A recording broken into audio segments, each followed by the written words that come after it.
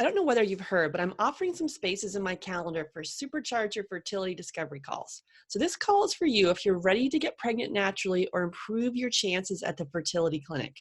We take a functional approach to fertility. It's the future of conventional medicine. There is a reason that so many medical professionals work with us. The approach is rooted in science. The call is for both you and your partner, and all you do is go to FabFertile, FabFertile.com and click on book a free call.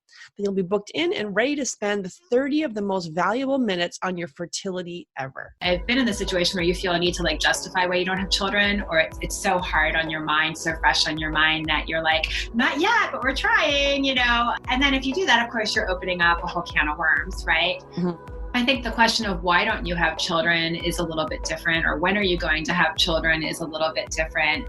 Welcome to Get Pregnant Naturally, where functional medicine and natural fertility solutions will help you get pregnant and have your baby.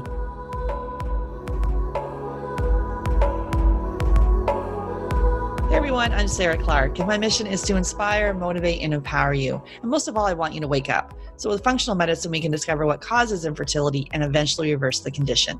Today, I'm welcoming Sharon Praissman Fisher to the podcast, and we're digging into how to navigate triggers during our fertility journey. Sharon Praissman Fisher is duly board certified as an adult medical and psychiatric mental health nurse practitioner. She is also a wife, mother, Buddhist lay teacher, and Chesapeake-based sailor. She is passionate about helping women through all stages of their life and does so through her private practice, Nurtured Well, in Baltimore, Maryland.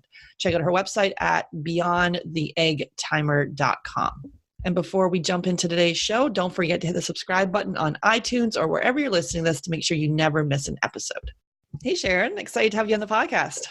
Thank you. I'm excited to be here. Great. So if we could start with how you came to do this work, share your journey with us.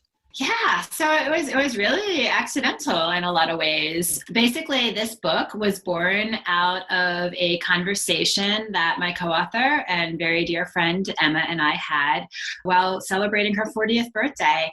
I had been trying to conceive our first child, my husband and I's first child, for probably about a year or so at that point, and Emma had already had her children. And one of the stumbling blocks that we both found really frustrating was the stigma associated with women having children over the age of 35. And one of the reasons it really frustrated me was that at that point, I had already seen a reproductive endocrinologist, and she had said my husband and my ages were not at all a factor. That we tested really healthy, that there was something else, going on. And at the same time, one of the major health systems abroad had started this campaign called Get Fertile. It was the UK. It was Get Fertile Britain. And it was really like a shame. I interpreted it as a shaming campaign, and we just found that there were all these misconceptions around having children over the age of 35, about why women were delaying childbearing, and just about the risks and misconceptions about the actual chances of conceiving. And Emma had said, I really wish there was a book or something that could help women with this. And then the next day, literally, I called her and said, we should write this book. And she was crazy enough or faithful enough, at least, to go along with it. And writing became really cathartic for me during my journey. And we started with blogging. We got a blog on Psychology Today. That's actually still going as well, though I don't update it very often. We blog more on our website, and we wrote the book. And that's how I became an accidental writer, but now I love it. And that's how I became an accidental activist for fertility issues. And then really at this point for all things mom and pregnancy. I'm just born out of my own desire, my own experience, and my own desire to help other people. I love it. Yeah. And as far as your own journey, so you were trying for a year. I think you talk about your journey in the book. Is there anything else you wanted to share there with your own personal journey? So it ultimately took us 3 years to conceive our first child. The second time around was much easier. And all, what I learned from it is you hang in there. It is so worth it. We love being parents. We have 2 beautiful little girls, and it is just really the most joyful role my husband and I have. I love it. Let's kind of dig into some of these questions here that I have for you from based on the book. And the book is awesome. So definitely check it out. So as far as handling intrusive questions about having children, what are some tips you can do there? Because I think a lot of people, when they're on the fertility journey, they may be, at parties or even at Christmas events or birthdays, whatever it may be. And it's sort of and it's almost like this, our social question when you're out, do you have children, or when are you having children? And for someone that's on this journey, it feels very like prying and intrusive. Right. And one of the interesting things too, when you're on this journey, is you might have some days where you can't wait to talk about it. You're just busting and you're like, I just need to talk to somebody about it. And other days where you don't want to talk about it at all. And that can be really confusing for the people around you. And then of course, right, there's the greater sort of social norm that you're referring to, where people feel very comfortable asking other people, well, do you have kids? Why don't you have kids? When are you going to have kids? And especially for people who get married a little bit later on, I think that there's more of an eye on them, right? Like, oh, you're running out of time. You didn't get married till you were 37. You better be, on your honeymoon trying. So what I always caution people is to take a few steps back, because you never know the person who's asking, you never know what their intention or motivation is, right? And I think that there's a big difference between, do you have kids, or when are you going to have kids? Mm-hmm. Like, they're very different questions in my mind. And in a lot of social circles, simply saying, if you meet somebody at a party, oh, do you have children? It's no more different than asking, what do you do for a living? Or did you grow up here? It's just a way of making conversation. It's a way of connecting, mm-hmm. right? And so it's really benign. And I think that in that kind of case, simply saying no, and not saying anything more, because you might be perfectly fine with saying no and not saying anything more and changing the subject. Or you might feel, and I've been in the situation where you feel a need to justify why you don't have children, or it's so hard on your mind, so fresh on your mind, that you're like, not yet, but we're trying, And then if you do that, of course, you're opening up a whole can of worms, right? Mm-hmm. I think the question of why don't you have children is a little bit different, or when are you going to have children is a little bit different. And that, I always go back to what is the motivation of the person asking, and oftentimes we don't know. And so simply saying, being really direct but kind and firm, like, oh, thanks for your interest, but I'm not open to discussing that right now. And then redirecting the conversation. And typically I found most people really like to talk about themselves. So if you can, turn the conversation on them, tell me about your children, or tell me, I heard you got a promotion. Tell me all about that. Or that's a beautiful bracelet you're wearing. It's so interesting. Where does it come from? Flipping the conversation is a really great way to avoid it. Now, of course, this is trickier if, say, you've been sharing your fertility journey with a good friend or your sister, and they're checking in with you. And I think then, really just being clear about what you need in that moment and being appreciative of their interest, because chances are they're just trying to help you, right? And so they just want to check in and say, hey, it's a way of saying I'm here for you. And simply saying, I really appreciate your support right now. I'm not up for talking about it. Yeah. And a lot of times it can sort of have some sort of a plan as to how you're going to handle it. Sometimes these questions catch us off guard, and then we're, oh my goodness. And sort of, oh yeah, haha, we're trying. And then we didn't even really want to say that. Whereas like just doing either a closed no, and then, as you say, redirecting the conversation, or for close friends and family, kind of like, oh, this is how we want to handle those kind of questions. And we'll open up when we're ready, and we don't need to feel forced to do anything that we're not ready for. Exactly, because it's such an intimate issue at so many levels. I mean, I think we're getting better as a society in accepting that some people simply don't want to have children and being more accepting of that, but it's still a very charged subject. It's still very much assumed, at least in the Western world, that you get married and you have kids and that's the way to be. And if you don't want to do that, there's something wrong with you. And then there's a level beyond that, because if you are going through fertility issues, it's just it's visceral, it's at your core, and it's a very intimate subject, because not not only is it one of the most painful things a couple can go through, but you're also at some level talking about your sex life, which we don't typically do, right? Like that's not, at the core, it comes down to that, right? And so it's sort of very, for most people, intrusive, or could lead to questions that you just don't feel are appropriate to discuss outside of your relationship. Yeah. Yeah, and as far as so pregnancy announcements too. So a lot of times when you're trying to get pregnant, all you're thinking about is kind of like that. If you decide you like a certain model of car, next thing you know, you've never seen this model before, and now everywhere you go, you see the car. So if you've got pregnancy on the mind, everywhere you go, there's pregnant bellies. There's you see baby clothes. There could be triggers throughout your whole entire day. So especially when you're handling a pregnancy announcement, what are some suggestions there? Yeah. And so what I really encourage people to do is get off of social media to the extent that they can, because it's such a trigger. And what you can do, like for Facebook, you can unfollow people without them ever knowing. And you can even say like, oh, I'm off Facebook for a while, just and not give a reason. Just, I've been spending too much time on it. Now I'm off of it. And the same thing for Instagram or any of these other ones. Like I've just decided to be more in the moment and not be on social media. But I think that the biggest thing that I see in women is they feel this guilt, right? Like they feel like, oh, but I should be supporting other people, but I just can't right now. And it's okay to know your limits. I mean, I really think knowing your limits is a form of self-care. And so stopping probably the biggest intrusion in our life is social media. And then I think, when it comes down to people in your more day-to-day circle, people you work with, your friends and family, the more, ideally people don't just come up to you. Yeah, ideally you have a little bit of space. So it's an email announcement, it's a postcard that was sent in the mail, and that gives you some space to reflect.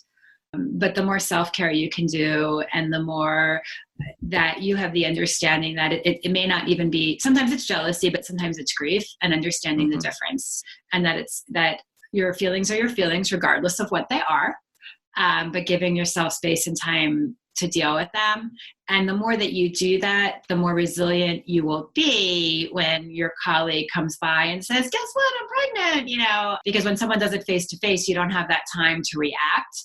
You just react, you respond, right? You don't have time to gather yourself. So the more secure you are and the more time you have spent on self-nurturing, it gives you more tools to be able to respond to the person in a positive way, in a socially acceptable way. And then you can go home and grieve in your privacy. And then, I like the thing about this social media. I talk to people about that all the time, because it's like, you start doing that nasty comparing ourselves, right? To their seemingly perfect world. And it's a lot of times, social media is a skewed version of reality, but and to hide some of those, as you say, unfollow, and they won't see it. We also have an episode on going down the infertility rabbit hole, which then is like filled with like, sometimes people are spending like 2 and 3 hours a day on infertility research or fertility research, which then it's like this all-consuming thing. And then so respecting your boundaries, like you said, and then really focusing on your self-care. And for, I guess, people that are close to you, being able to say, hey, this is what how I'd like you to handle an announcement, perhaps when there is one. Maybe it is sending you an email rather than a face-to-face call or something like that, so you can collect yourself. Obviously, people at work and things like that don't know that the journey that you're on. It may be a little difficult, but some of the close friends and family, you can share how you'd like them to present that announcement to you.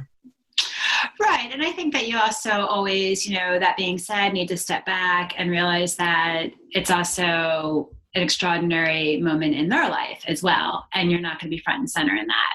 And the understanding that when they get pregnant, they're not going to be thinking necessarily first thought, how am I going to present this to my cousin who's been trying for 2 years? That's not going to be front and center on their mind. And that's okay that it's not. This is their moment. And so the more resilient you can make yourself, the better off. But I do remember an incident with another friend who was a very good friend and knew that I was struggling. And I knew she was trying for her second child. And I just kind of had a feeling, and we had started a community garden together, and we were out there working, and I knew she was like afraid to tell me she was pregnant. And she was so sweet about it. And I always just feel so grateful for that. But I think part of why I handled it well was because I was really mentally prepared. I just kind of knew she was going to get pregnant before I was, and it just was what it was. But yeah, I'm sorry, I lost my train of thought. But yeah, I think the more you can take care of yourself, the better off. And it becomes an issue too, right? If you struggle with fertility, like when you announce your pregnancy, I know I was mindful of it. And I chose to do the email route with everyone because there were some people in my circle that were still trying to conceive. And I definitely held space for whatever the reaction was going to be. Yeah. So really focusing, as you say, on your own self-care. So your self-care to build resiliency and some coping mechanisms for yourself. And then sort of seeing how, if you are able to share with people how you want it to be handled. But there is also another thing where you don't want someone not to tell you because they're trying to protect you. And then you're like, but wait, I am happy for you, and don't protect me from something like that. I want to be able to choose. Like there is some empowerment piece in there where someone's like, oh, maybe you're not invited to certain things, or you're not, so they don't want to be excluded that way. And kind of, because during the fertility journey is what you really crave the most is connection.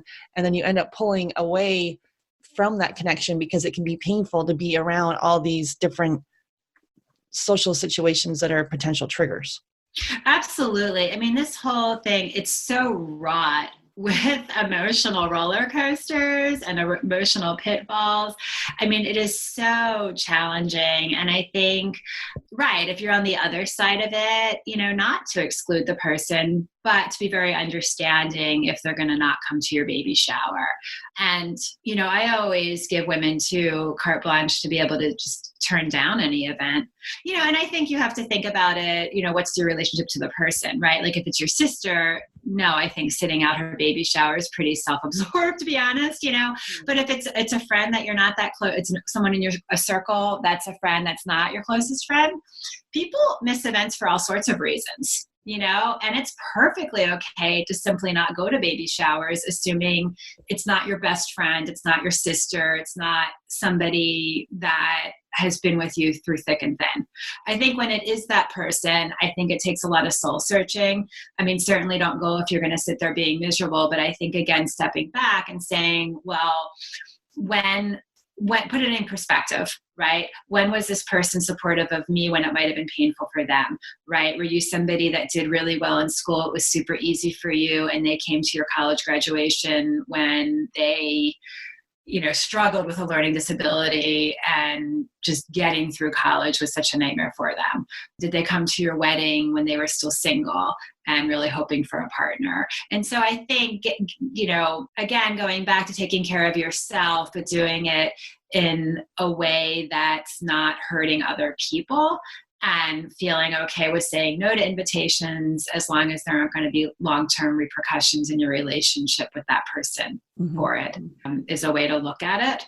Because again, isolating isn't going to help, and ruining a relationship with your best friend or a sibling or somebody you're really close to isn't going to help either. But that being said, I don't think that, I think it's perfectly okay to turn down, throwing the baby shower, of course. I think it's a dance. It's a very delicate dance, and everybody's such an individual. And so I think the best thing to do is be really clear with yourself what you need, and then express that in a way that is very loving and kind, with the intention of saving the relationship. So simply saying, I care about you so much. I am happy that you're pregnant, but this is really hard for me. I'll be happy to go to your shower, but there's no way I could throw it for you, And then for somebody that you're less close to, just saying, oh gosh, I'm so sorry, I have to miss this shower. We have a family event that day, or I have to work that day. I'm so sorry. So not feeling pressure, but also not isolating completely. Yeah, because I think we do put that extra pressure on ourselves to be a certain way, when it's just kind of sitting back and pausing and saying, well, what do I really want to do in this situation? And maybe if you're in a especially rough time, maybe it's sitting it out, or it's like digging deeper into that quiet time and self-care piece of this. If we've been running 100 miles a minute, and doing all these different things. Absolutely. So just really pausing and saying, well, what's best for me? Because a lot of times we do that people pleasing thing and thinking of everyone except for ourselves. And this is really the time when you're on this journey, is to really take the time to mother yourself. Right. And what I encourage women is, when you do become a parent, you're going to be saying no to all sorts of things. When you do become a parent, you're not going to go to, chances are, everybody does their own thing, but you're going to have to turn down tons of invitations. If you're working outside of the home, you're going to want to rush home to see your baby. If you're breastfeeding, instead of, meeting a friend from work for lunch, you're going to be pumping. Like you're constantly going to be saying no. Mm-hmm. And so this is just practice for it. It's thinking of it that way. It's not selfish, it's self-care. And they're very different things. Absolutely. Absolutely. I love this quote here you have from your book. So if the overwhelming majority of us can get pregnant on our own, why do we know so many couples undergoing fertility treatments? I thought that quote was extremely powerful. Thank you. We're glad. So one of the big misconceptions is that there's this big fertility cliff at 35, and that the evidence, the research simply doesn't support that. And I want to back up here and be explicitly clear that neither Emma nor I are reproductive endocrinologists. We have not received that level of training. However, we are very good at looking at research, and the research clearly does not support that. Now, does fertility absolutely decline in your late 30s? Absolutely. And there's a decline for men as well. And people don't talk about that. The decline for men is more of a steady decline from 20s onward. With women, it does decline a little more sharply at 35, but certainly not a cliff. So for example, with 1 year of trying, nothing fancy, just unprotected sex, a couple between 35 and 40, 82% of them will conceive within the first year of trying. And I'm not 100% fresh with my data, but I think it's something like 90% for a couple between 30 and 35. Mm-hmm. So is that significantly different? Yeah, 82% versus 90% is statistically significant, but 82% is a pretty good average. It's a pretty good chance. Yeah. And it's really interesting, there aren't a lot of them left, but if you meet an OB who was working before the advent of the birth control pill, or an OB nurse, they'll talk about all these women that would come in their early 40s who were pregnant and did not want to be pregnant. It was more of a problem of getting pregnant. Like, the problem was they were getting pregnant, not that they couldn't get pregnant, right? So yes, it's a decline. And yes, it's, if you're not in that 82%, that's upsetting. Of course, it's a problem. What's interesting is there's German research that shows that those same couples, 90% will conceive by year 2 of trying and like 95% by year 3. Now, in no way, shape, or form are we saying just wait 3 years and do nothing. Both Em and I are very big advocates of getting a good fertility exam sooner than later. And I look at it from the same lens that I would tell somebody to get your cholesterol checked periodically. Chances are it may not be an issue, but you want to know if it's an issue because there's things that you can do. And it's just good insurance. And in the United States, it's very variable health insurance coverage for this stuff. It's not a standardized thing. In the state that I live in, Maryland, all the health insurances must cover an evaluation. And that evaluation is very powerful because it can be a clean bill of reproductive health, which then gives you more options, right? So it's been a year. And so what they say is couples over 35 go at 6 months. Mm-hmm.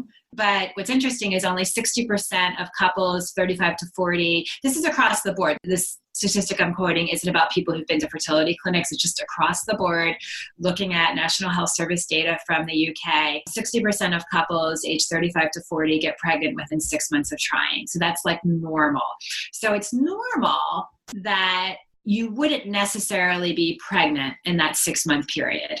And that's where I think people get confused because they think, I'm not pregnant by 6 months, it's gloom and doom. And that's not the case. It's only 60% of couples, but that full year, 82%, which is pretty high. So back to what I was saying, that I think we're misled, but I do think it's good to get the fertility exam and know what you're dealing with, because if there is a specific problem, you can get treatment.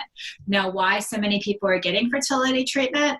I think it's really a lot of reasons. I think there's some people, it is the misconception that like, oh my gosh, there's something wrong, I got to do this. There's also a misconception about the dangers of pregnancy over 35, risks to both the baby and the mother, and I think they're greatly overstated. The bottom line is if you're in good health, you might require more monitoring, but it's not like you're going to have a stroke and your child's going to have Down syndrome and that's the end all be all, right? I mean, which is sort of what's put out in the media. Mm-hmm. And that's, I think the chances of having a child with Down syndrome between 35 and 40 is something like 1 in 400. In the US, you have a greater chance of being audited for your taxes, which very few people have been. So it's, again, these risks go higher, absolutely, but we're talking about relative risk compared to a younger couple versus absolute risks. The relative risks are higher, but the absolute risks are not that high when it comes down to it. And so I think, there's a lot of reasons why. Number one, people buy into these misconceptions. Number two, a lot of people feel like, well, if the technology's there, why wouldn't I use that? And that's valid too. We're not here to judge people for what they do, and we don't have a stance onto when you should go get treatment. We do feel that you should get the evaluation. But in terms of treatment, like, it's a personal choice. And a lot of people say, well, if it exists, why wouldn't I do it? What's there to lose? And as far as we know, there aren't really any risks to women undergoing IVF. And then there are some people that, they might say, I know I probably could get pregnant, but I want to have 3 or 4 kids. And I want to make sure there's time to do this. And so that would be maybe another reason. But I think it's really important, and our work focuses on helping women really understand the statistics so they know what they're getting into and why they're making a decision, and also help them clarify their motivation and their feelings so they can make the best decision for themselves. Yeah, because I think there is with all this egg freezing going on, like, technology can be good. I obviously am thankful for technology. I had both my kids with donor eggs. Mm-hmm. And without that, years later, then I discovered a food sensitivity and gut infections. And that's really why I started the Get Pregnant Naturally podcast, because I wanted people to know, before you go straight to the fertility clinic from your OBGYN, let's look at things naturally. So it's good to hear those stats and this quote that if the overwhelming majority of us can get pregnant, why is the first line of defense running off to the fertility clinic, which has a cost? I think it's an average cycle takes an average treatment takes 3 cycles at an average cost of $60,000. Yeah, that's what my understanding is too. Yeah. At least it's $20,000 a cycle is my understanding. Right. Yeah. And it's so an average IVF is 30%. There are some clinics, saying 70%, more out in California. They're a little more, I guess, advanced in technology out there. And then an IUI has a 10% success rate average, and even donor eggs are 50% success rate. And I was just watching a documentary talking about the number of fertility clinics. In 1985, there were 40. Now in 2015, in the States, there's 440. So wow. Big freaking business, and it's a lot of money. And so looking at things naturally by looking at your diet, we're in the middle of a huge food experiment here with the pesticides and herbicides that have been sprayed in our foods, and food sensitivities and gut infections, and women that have a regular periods being put on birth control. And then there's, post birth control pill syndrome. So there's a lot of things going on. And so the first step being the fertility clinic, to me, necessarily doesn't make sense, but you have to do what feels right for you. And I think there's a huge piece in this with patience. And I completely get the patience thing, because I have been impatient my whole life. Yeah, I just grew up with my dad, who was very impatient. And I guess I must have absorbed that impatience. And it's kind of this panic that the media puts on us that, oh my goodness, you're, over 35, you've got to rush over here and do this. And then even doing that is like that constriction, and gets us in this panic that, oh my God, it's not going to work. And so I think it's just to examine that and to just look at that a little more and see where we are, if we're on this train where we can maybe get off and look at things differently. Absolutely. I 100% agree. And I think, to your point, regardless of what path you take, having the best baseline health. I mean, I was exploring your website, and I love the whole functional medicine approach and looking at the root causes. Regardless of what path you take, that's going to make your path a lot easier and more successful. So even if you're, definitely going to do IVF. So say it's an example, where you lost a tube and you only have one ovary, right? Where like there's really probably no, and they're on the opposite sides, right? So you probably are going to have to do IVF, that kind of thing. Or your husband had cancer and is no longer, is sterile, right? So he had his sperm frozen. And so you have to do some kind of treatment, right? He doesn't have viable sperm left from cancer treatment or something like that. That if you get in your baseline health and those root causes is going to make everything, it's going to make the conception easier. It's going to make the pregnancy easier. It's going to make your postpartum experience easier. Because we're now also looking at, I love that you talk about gut health. We're looking at gut health and mental health, and they're hugely related, hugely related. And I'm a mental health provider. I'm a psychiatric nurse practitioner. I guess I should have said that at the intro. And I specialize in women's mental health. And so huge component. So absolutely. And it's this panic. And I've seen, that was like one of the motivation, it's just interesting to us watching our friends go through this, that pretty much everyone in our social circle was over 35 when they had their kids. And like, I was the only one that had significant issues, truthfully. I mean, Emma did have 2 miscarriages that were devastating, and I'm not making light of that. And then everyone else we knew, like pretty much, for the most part, at least as far as I know, got pregnant fairly easily. And then again, what is easily? Because if you're thinking that getting pregnant the first time and you don't do that, it's a problem. No, you don't have a problem. The first 3 months is not a problem, but, getting pregnant in the first 6 months or so of trying is pretty easy. And so what's your definition of easy? And then how does it translate? How does your whole outlook on life translate to this? And like you said, like if you're an impatient person to begin with, well, then this is a great lesson in patience. Mm-hmm. My husband and I went into it expecting it to be longer because we have family histories of infertility, and we just kind of knew, like there was just something innately that we knew. Now going back, I'm a huge law of attraction person, and I saw that one of your group members who like our coaches is into that too. I was really happy to see that, and I really feel like that was a mistake to just take on that mindset, because I think that could have had a factor. There are many factors, but what people want is a quick fix, at least in the United States. What people want is a very quick explanation, and we hope through our book and our work to just really help people understand that all babies conceived and born healthy are true miracles. Because you can do everything right and things go wrong. You can do everything wrong and things go right. And we just don't have all the answers. Western medicine certainly doesn't have all the answers, but quite frankly, I don't think anything, things are bigger than us, and we have to hold space for that. And then I think also, so there's that, wanting a quick fix and being able to say, well, just do this treatment. It's a quick fix, when it's not. Like you said, only 30% of IVF cycles work statistically, although there might be clinics that have higher success rates. But then I would argue, what patients are they taking? Because I went through Johns Hopkins and they take everybody. I went there because my insurance actually covered us there. But it was a wonderful experience because they were like, no pressure. They just followed us where we wanted to go and gave us the information.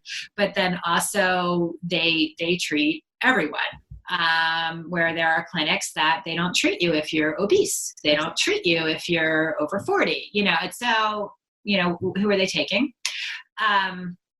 Yeah. And then I think also just not wanting to put that work in. Like people, they want a quick answer and they want a quick fix. And so if you start talking about root causes and you start talking about all the factors that could affect your fertility, then that might be too much for some people.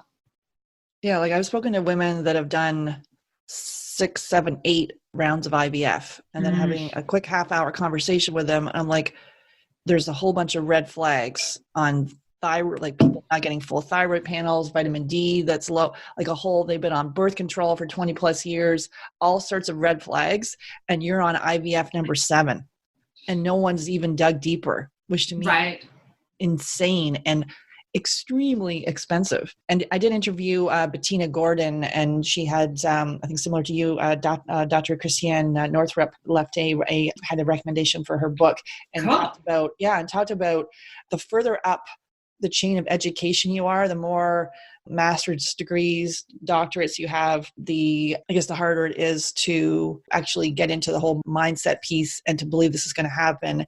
But yeah, with the IVF, if you've gone through all these different treatments and then haven't stopped to say, well, why at the age of 38, am I not able to have a baby? Or if it's secondary infertility, let's stop and put a pause on this. And it's not pausing and sitting on the sofa and doing nothing. It's actually looking at the root cause.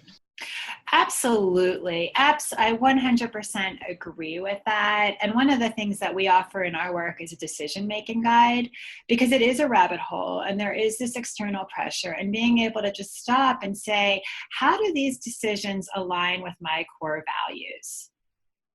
And why am I doing this? Why am I buying into this? What is it that I really believe? And being okay with that, being one of the things that we found. So segueing a little bit, I hope that's okay. The book is composed of narratives from, including Emma and myself, I guess it's 11 women, and all radically different reasons for being moms over the age of 35. So there are people like me who always wanted to be a mom. And I just met my partner when I was 30. We got married when I was 33. He wanted to wait 6 months, which seemed totally reasonable. So I was then 34. Like all of this seemed like really reasonable to me. And it wasn't like I was delaying motherhood. I just, I didn't want to marry the first guy I met. And then there were women who were very, very ambivalent about motherhood and put a lot of thought into it. And then there were people that were just, their life just didn't work out that way. They married somebody in their 20s and then ended up divorced, and then were more cautious the second time around. So lots and lots of reasons. We weren't all career crazy women. But what we all found is that people, the sanctity of motherhood and really being very conscious about it, and really taking that pause and not just saying, okay, I went to college, so now I'll get married, so now I'll pop out 2 kids, and just really thinking about it and applying that to your fertility journey as well, I think is so important. Being mindful. And at the end of the day, if you have to stop everything for 3 months to figure it out, that's not going to change anything. It really won't. I promise you that. I promise you that your body is not that so in tune to time. Time is a construct of the world. We've created that. And we know that because, right, I think we're in a different time zone. Maybe, I'm not sure. I should know this. Maryland. Yeah. Are you Eastern? I'm Eastern Standard Time. Same. Okay. So we're in the same time zone, right? But in California, our friends in California are just waking up, right? So it's all construct, right? It's all 10:41 a.m. here is 6:41 a.m. in Alaska and 7:41 a.m. in California. Are you struggling to have your baby? First of all, know that my heart goes out to you. I struggled with infertility just like you. So I want you to answer a question for me. Do you want to improve your chances of having a healthy baby? So if the answer is yes, then I'd love to help you. And I'd like to help you do it for free. So go to FabFertile, FabFertile.com and click on book a free call. So here's how it works. Right at this very second, you're probably stuck on one of these 3 things. So first of all, you're dealing with stress and constant worry. You're up late at night, scouring the internet for answers, leaving feeling even more worried and overwhelmed. Sometimes you find yourself worrying all day long, day after day, and the underlying fear is that you'll never be a mother. Number 2, you're trying to eat healthy, stick to an exercise plan, take all the right supplements, get a great sleep, but life just keeps getting in the way. You have good intentions every week, but then you get busy and tired. And the last thing you want to do is focus on your health. You worry that you'll never stay on track. And number 3, you're preparing for your next transfer. The IUI or IVF is coming up so fast. You can feel yourself overanalyzing everything. You know you shouldn't be stressed, but thinking about being less stressed just stresses you out even more. You don't know which diet, supplements, or exercise routine will optimize your chances. You're confused and worried that this is your last chance to be a mother. So which of those sounds most like you? The good news is that whichever it is, I can help you craft a plan to enhance your chances of conception for free. I'd love to spend some time with you. So here's what to do next. Just head on over to FabFertile, FabFertile.com and apply. It's a really short application that just tells me about your health, how long you've been trying to conceive, and how soon you'd like to be pregnant. Then you'll be all booked in and ready to spend the 30 most valuable minutes on your fertility ever. So go to FabFertile, FabFertile.com and click on book a free call. So it's a construct, and taking 3 months off to just get yourself together isn't going to make or break you as a parent, becoming a parent, but it could really save you. It could save you heartache and going down a road you don't want. It could save your body through stress, and it could definitely save your peace of mind. Mm-hmm. Yeah, absolutely. Focusing on yourself and just say mothering yourself during this time there's no downside to that. So right. It impacts the health of your children. It impacts your postpartum health and your ability to take care of your baby or babies. So yeah, so as far as if someone has a miscarriage, So this is from a quote from your book. So after a miscarriage, women's main fear is they will never be able to have a healthy baby, but there isn't research to support this fear on that. Right. That's absolutely true. There isn't research to support that. Now, there are some women who have recurrent miscarriages, and I believe that's more than 3. And again, I'm not an OBGYN, I'm not a reproductive endocrinologist, so you would want to check with them, definitely for sure. But the research, having 1 or 2 miscarriages doesn't support that you couldn't get pregnant. And what's interesting is this population in the fertility world, we have a bit of myopia here because the majority of people aren't, at least in the United States, over half of pregnancies are accidental. So the majority of people getting pregnant aren't like timing every cycle, really intentional about everything, knowing the second they get pregnant. So, the miscarriage rate, when you hear 50%, a lot of those miscarriages are way too early to even know. And you would only know because you were trying. And we now have pregnancy tests that can detect super early. But the average woman isn't even going to know.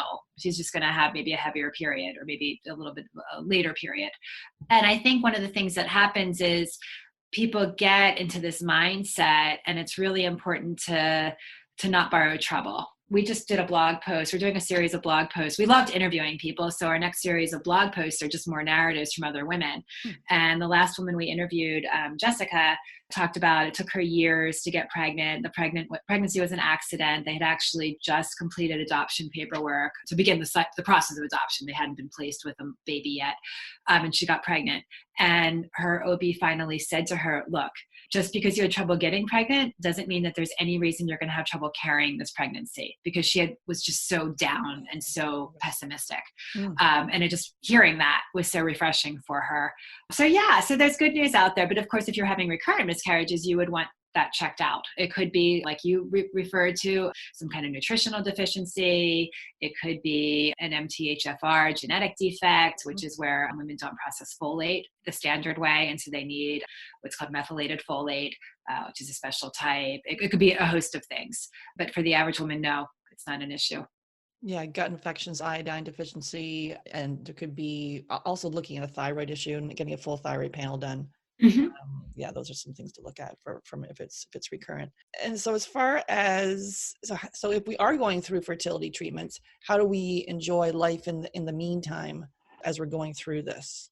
So hard, I know, because by the time you get there, I feel like for the average woman, she's like, I've already did the traveling. I don't care about anything. I just want to be cuddling a baby. And it's so hard for them. But the thing that I really advise is acceptance of your situation, which doesn't mean being passive, but just accepting instead of railing against it, just accepting we're having trouble conceiving. It's not happening as fast as we'd like. And then once you accept that, you can let go of it a little bit. It's not right.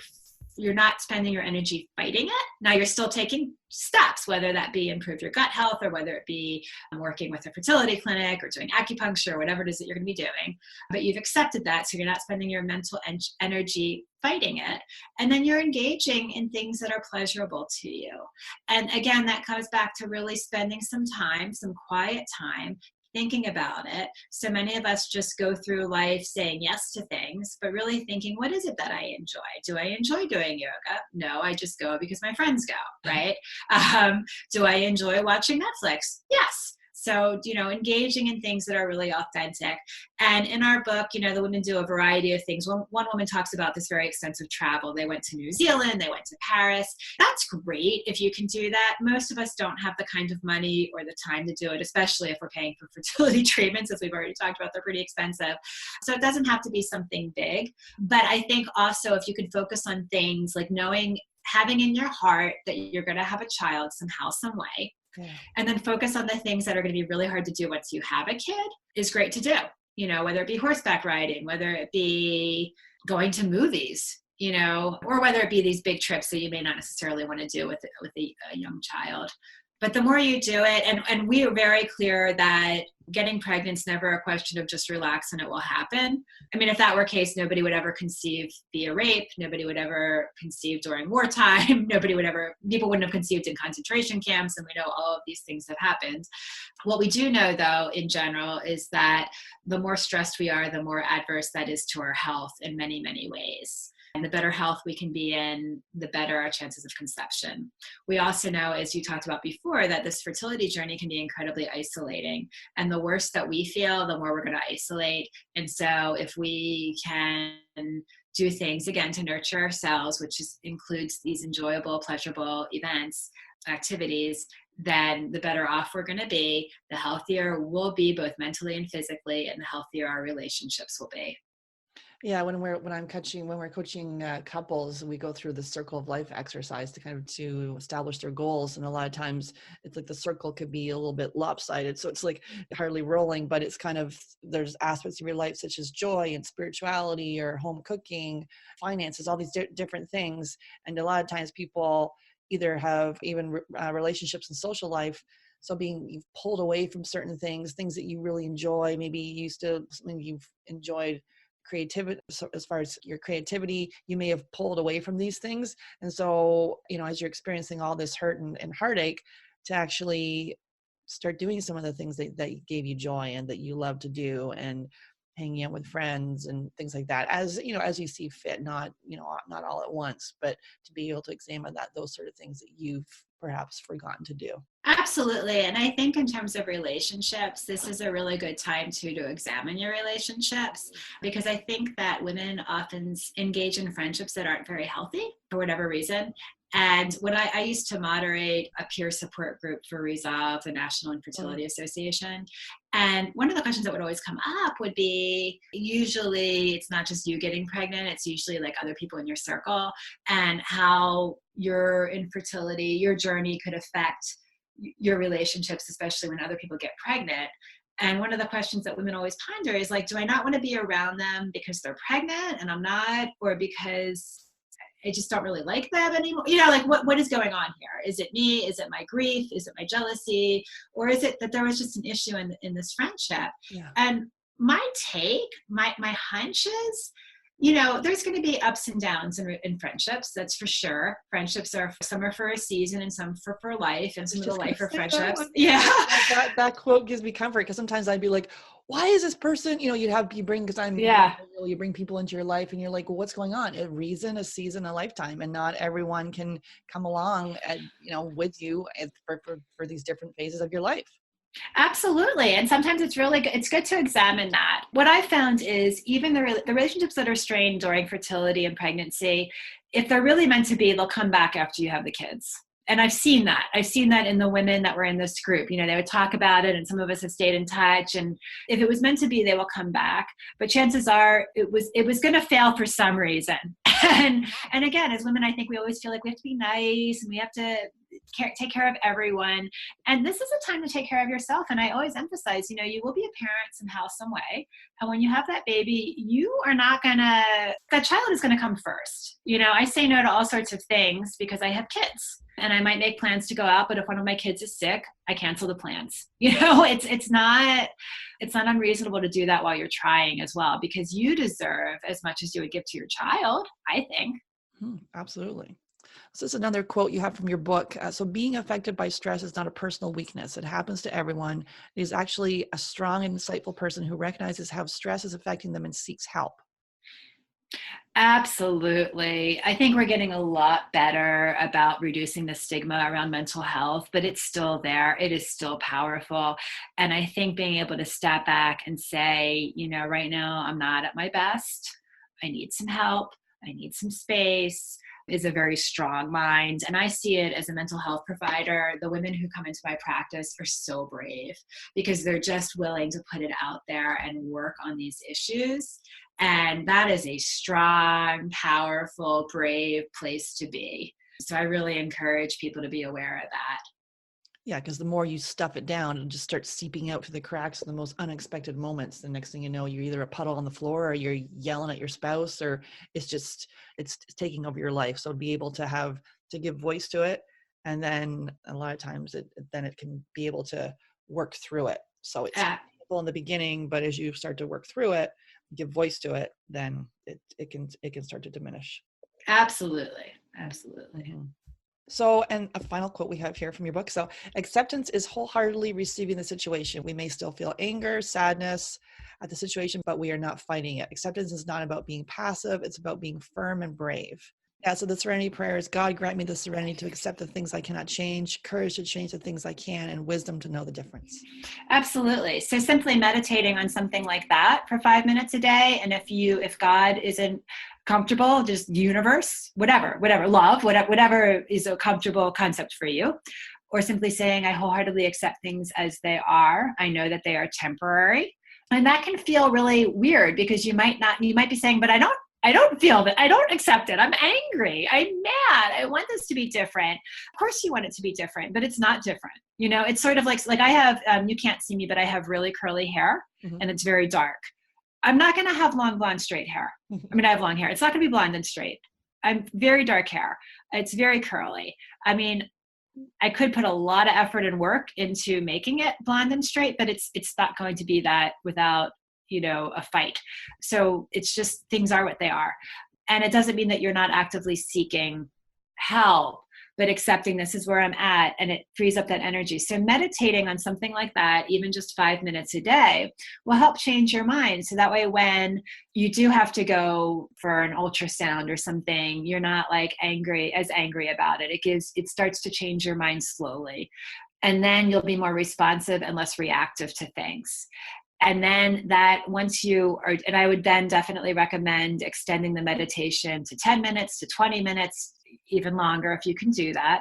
And I recommend using a timer. It goes easier if you just set the timer on your phone and just reciting that over and over again in your mind until you rest upon an understanding of it. And you'll know how that feels when you do it. People are always a little bit skeptical of this at first, but if you were to just keep saying something like the Serenity Prayer or your own mantra that makes sense to you over and over again until it just sort of settles in your mind. And if you start at 5 minutes a day and then extend it, then you'll carry that.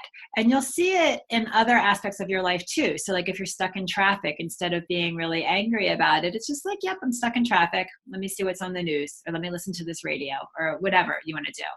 And it changes the experience, and it frees up that energy that you were used to railing into something more positive. And that's when you can start engaging in the self-care. That's when you can start making better decisions about what route you're going to take in terms of fertility. Absolutely. I remember reading a blog by Randine Lewis and the infertility cure. And there was a person that was going through treatments, and she envisioned the sperm with little helmets on, and they were going into battle, and they were coming for the egg. And so, yeah, it was very that constrictive and tight and really like, yeah, let's fight this. Whereas, yeah, we run mindfulness fertility groups and talking about meditation. This is something that I kind of struggled with for many years, where I kind of got myself to about five minutes a day. And then really through giving these groups, I'm like, okay, if I'm practicing what I preach, let's see if I can get it up higher. So we challenged the women to do 20 to 30 minutes. And so I challenged myself to do that, and really does change everything. And for me, in times of stress, is the first thing I let go of. And so to be able to get into a practice of doing that, and whenever, if it's the morning or the evening for you, yeah, and I set a timer, or I like Insight Timer is a good app, or Calm. Mm-hmm. And I also use Heart Math, so to track the heart rate variability, to see, because I can see if I'm not really present, if I'm just running through my to-do list as I'm sitting there meditating. So to see kind of where you are. But the meditation piece is key, into really adding that into your life will really change it. And you've heard it again, but it is putting some priority to that and adding that in. Absolutely. And I recommend, the Calm app, the Headspace app, and then I'm not familiar with the other two, but they sound great as well. Yeah. And I really think everybody should be meditating. That's my opinion. Even if it's just 5 minutes a day, it can really change the world. Imagine that, if we all meditated 5 minutes a day. Absolutely. And so as far as any resources, a book or website or an app, anything you're obsessed with right now and are loving, obviously we're going to recommend your Beyond the 8 Timer book, but anything you can think of? Yeah. So there is an Instagram handle called Babies After 35. I think she does a lot of great stuff. And it's all about people having babies after 35. I am a huge fan of Toni Weschler's Taking Charge of Your Fertility. I'm sure you're familiar with that one, but she basically just talks about, she really teaches women about what their menstrual cycle looks like. Mhm. And, you know, then she shows you how to identify fertile times, and you can use that either to conceive or you can use it for birth control.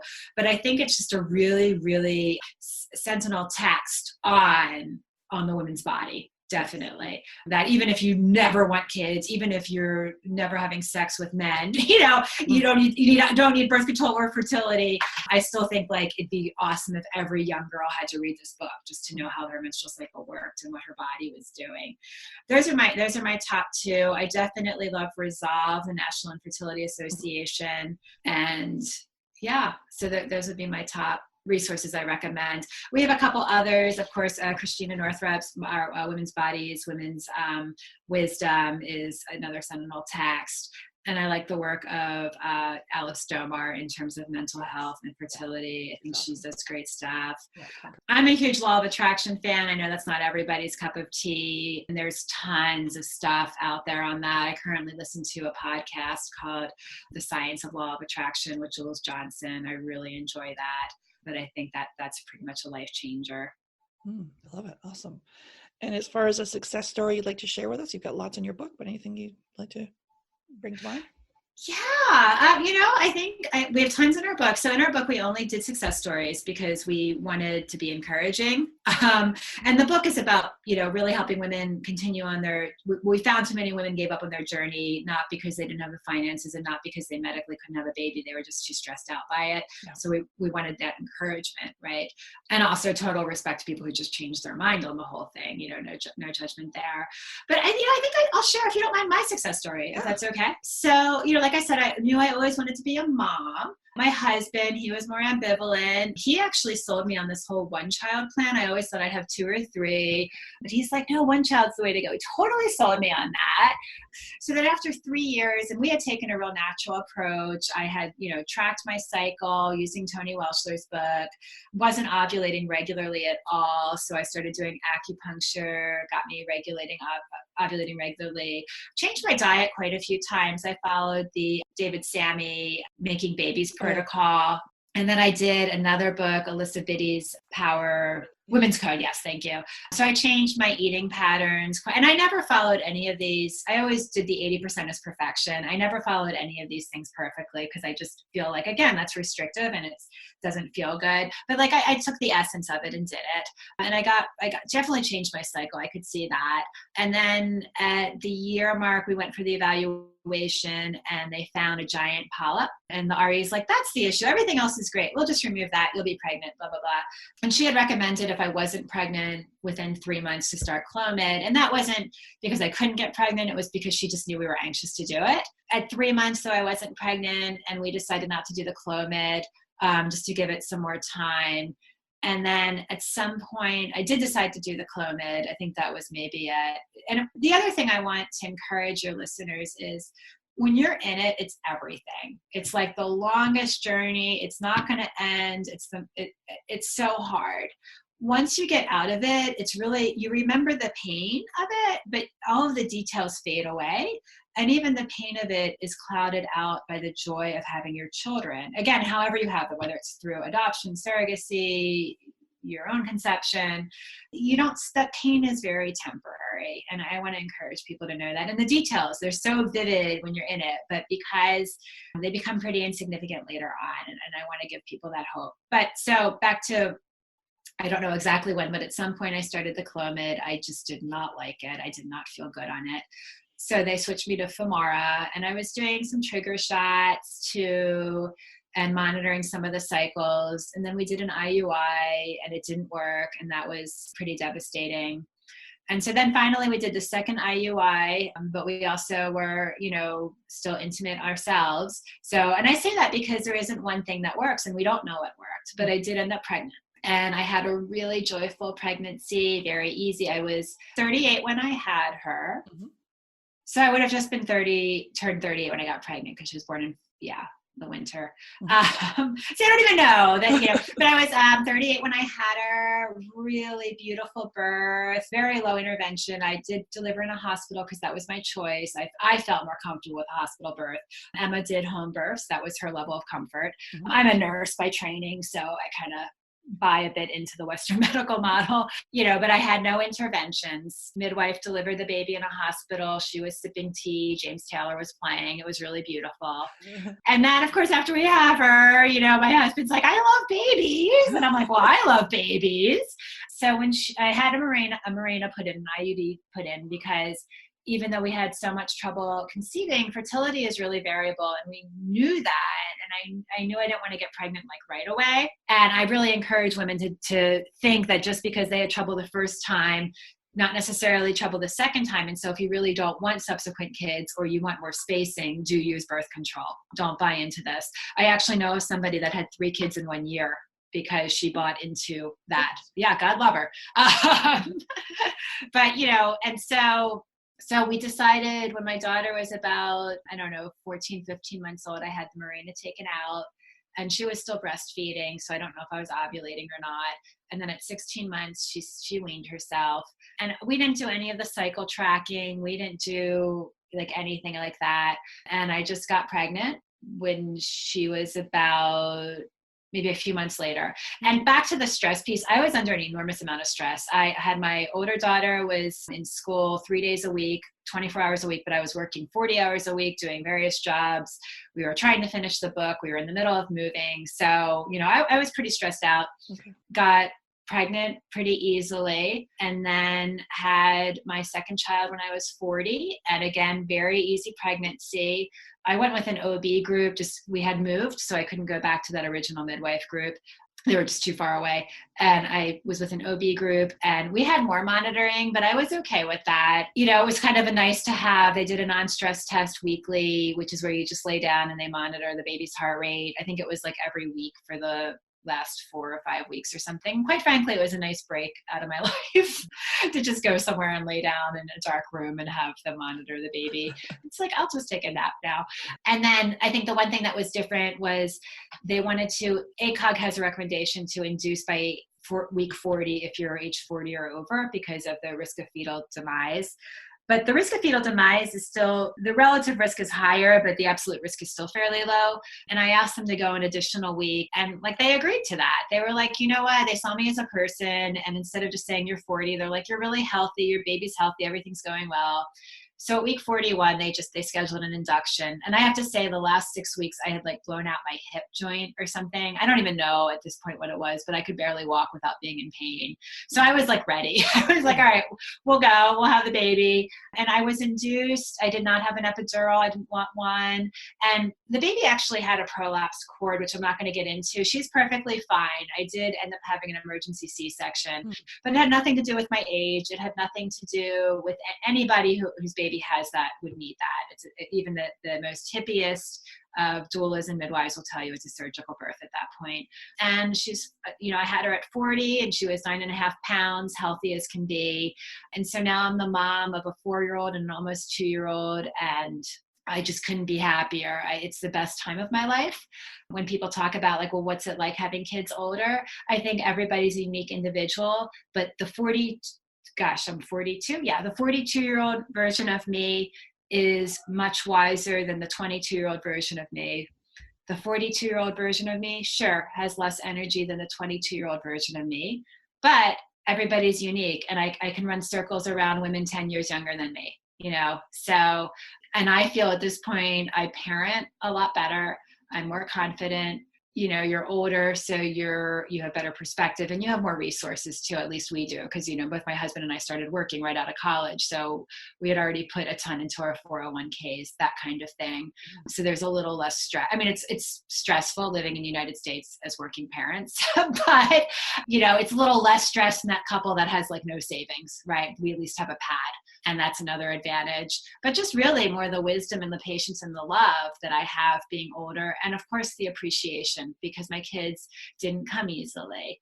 And I know that. And I always compare it to a homeless person getting a house. I'm very appreciative of having a home with running water and electricity and all that. But I could never appreciate it as at the level as somebody who had actually been homeless, right? It's a whole different ballgame. And so hopefully people always appreciate their kids. But I think that if there was a point where it was becoming very real that you might not have them, you appreciate it a little bit more. So that's my success story. I love being a mom, and I really aim to help other people who want to be moms become moms, because it's just been such a great experience for me. Well, thanks so much for sharing that. It's a wonderful, wonderful, wonderful story. Thank you. Thank you. And so you have a sample chapter for the listeners, and they can send you an email to beyondtheeggtimer@gmail.com. Can you share with listeners what they'll get in that sample chapter? Right. You know what? Actually, I will have to check with my co-author Emma, because she is the one that put it together. But all of our chapters have one woman's narrative. You know what? Actually, I'm going to hold on that. It'll be a surprise, because I'm not exactly sure which chapter she did. But we will send you a chapter. The other thing you could do is go through our website, beyondtheeggtimer.com, and also contact us that way for it as well. Awesome. So we'll have this link in the show notes. And thanks so much for coming on, sharing your words of wisdom. It was a great talk. And thank you so much. Thank you. And thanks for all the work you do. It's fabulous. So it's been a pleasure being on. Appreciate it. Hey there, Sarah Clark here. So are you struggling to have your baby? First of all, please know that my heart goes out to you. I support couples worldwide who are struggling with infertility to conceive and have healthy babies. Women like Rita, who gave birth to her beautiful daughter after following my fertility coaching system. Or Danielle, who after 2 failed IUIs was able to get pregnant after a supercharger fertility discovery call with me. So here's how you get my help for free. So I offer a free supercharger fertility discovery call. And on that call, I'll create a plan with you that is going to help you fast track your success. So this call is not for everyone.